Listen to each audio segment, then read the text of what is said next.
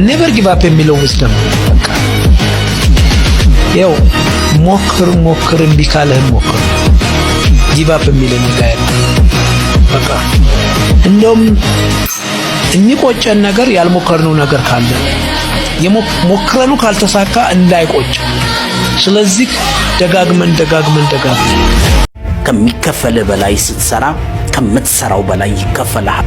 ከዛ ግን ሰዎች ይሄን ለውጥህን ሲያዩ እድለኛ ነው ይሉሃል።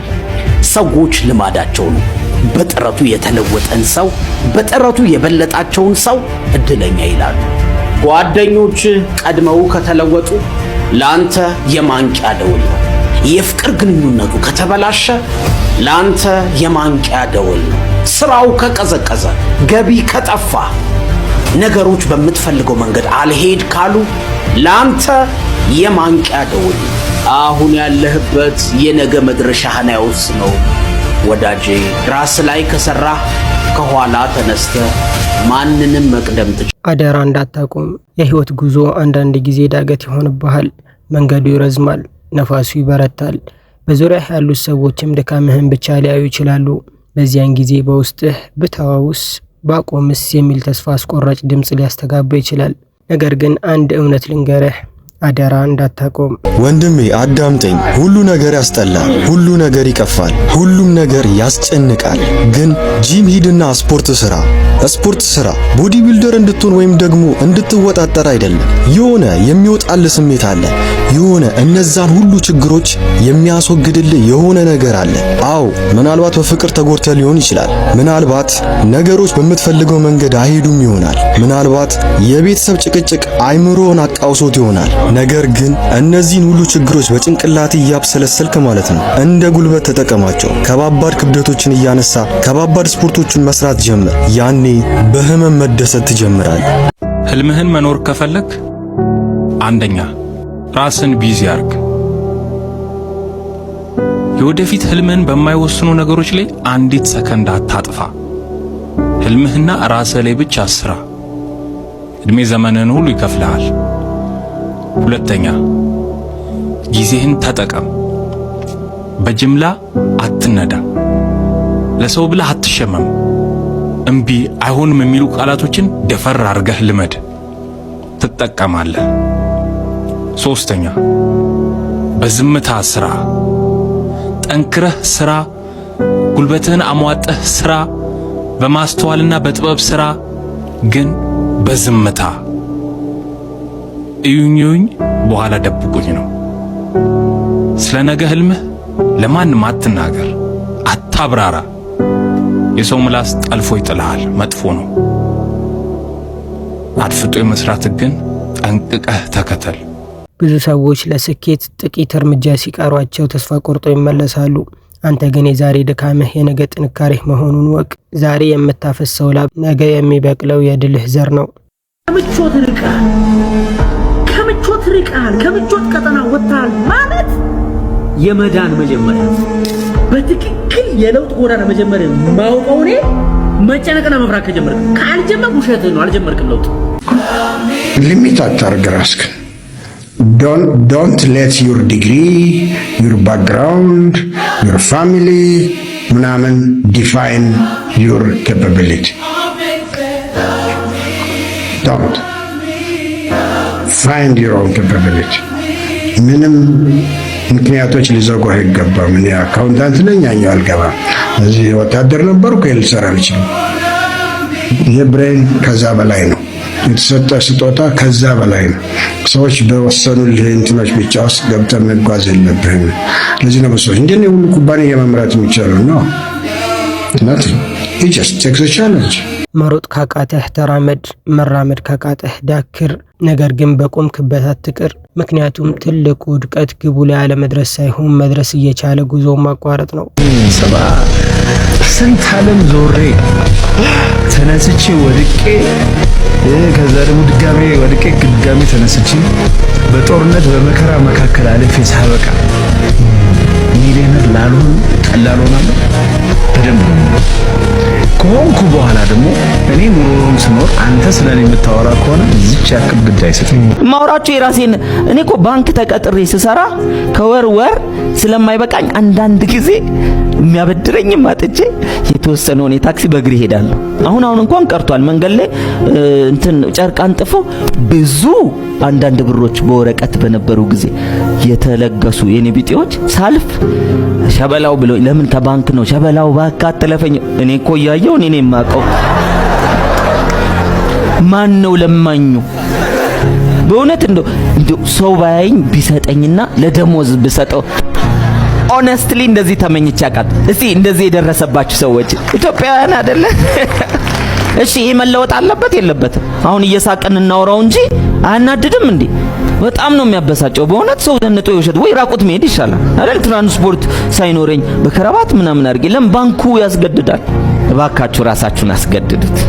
በእውነት ነው የምላችሁ፣ ለህልማችሁ አትተኙ። ቅንጦት አይደለም። ሰው ራቁቱን እየሄደ ህልም ቢኖረው ይሻላል ዝንጥ ብሎ ለብሶ ህልም አልባ ከሚሆን ማለት ነው። ከእንስሳ በታች ነው የሚሆነው። አስታውስ፣ ጨለሞ የሚበረታው ሊነጋ ሲል ነው።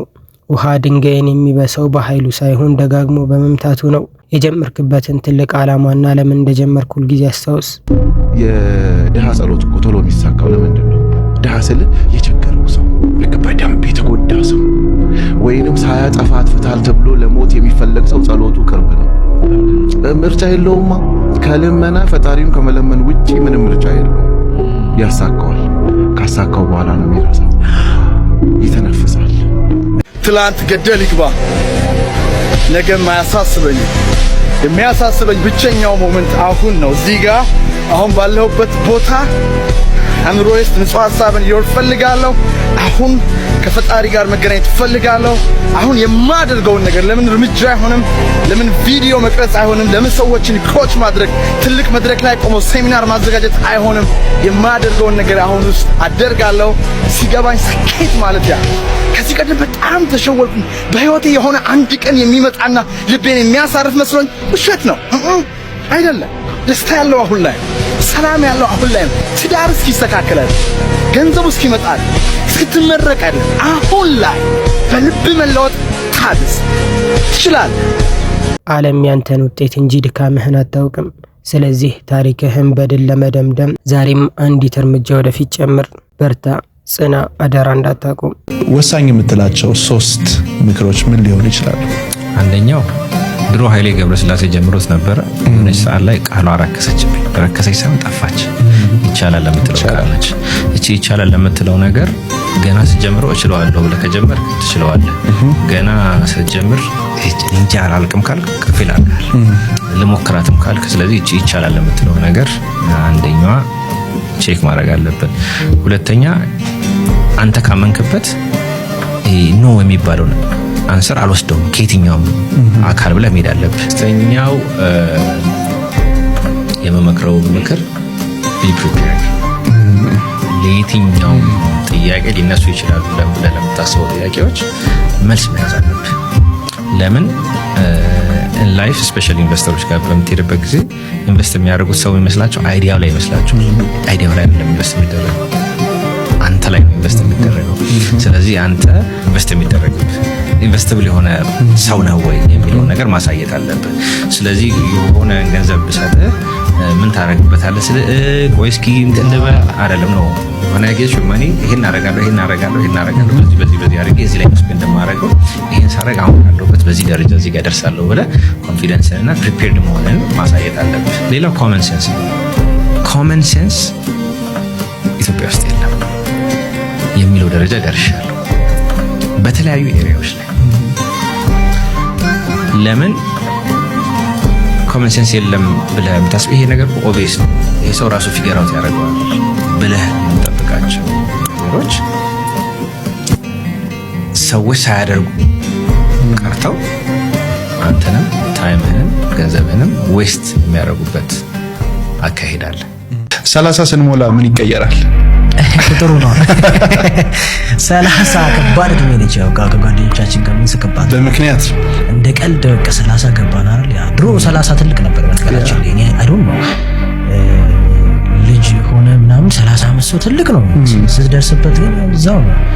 ግን አክቹሊ ህይወት ላይ በብዙ መንገድ ትቀየራለህ። 30 ዓመት ይዞብህ የሚመጣው በጣም ብዙ ነገር አለ።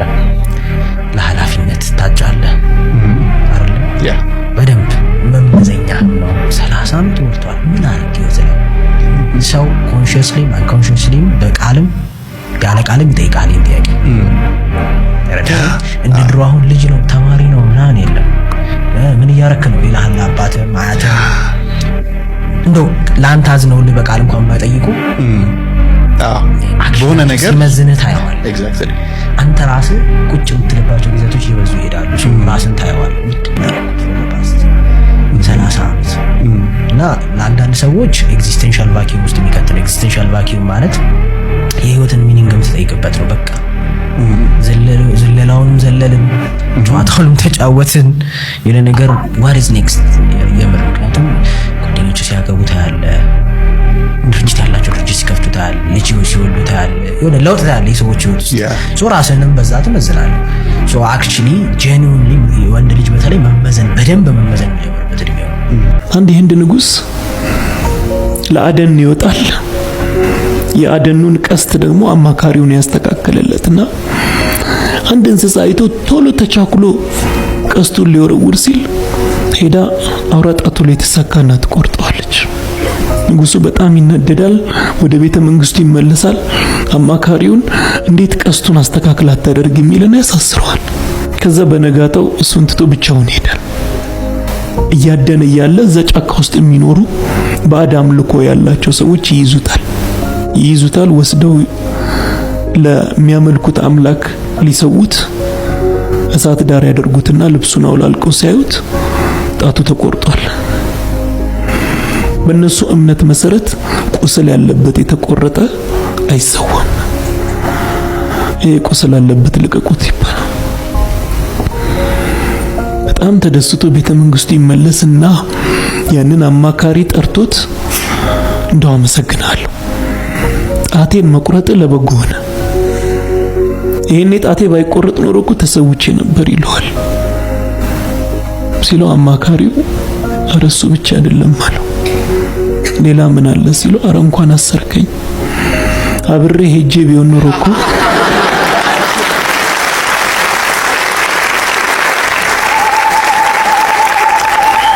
አንተ ስትቆስል እኔ ነበርኩ ምሰዋው።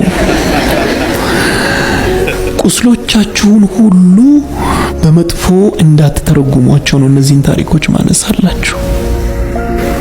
እየተፈተናችሁ ነው፣ በቃ የሆነ ነገር አላችሁ፣ ፈልጋችሁ አውጡት፣ መስመር አስይዙት። ለቻናላችን አዲስ የሆናችሁ ሰዎች ሰብስክራይብ በማድረግ ቤተሰብ ሆኑ።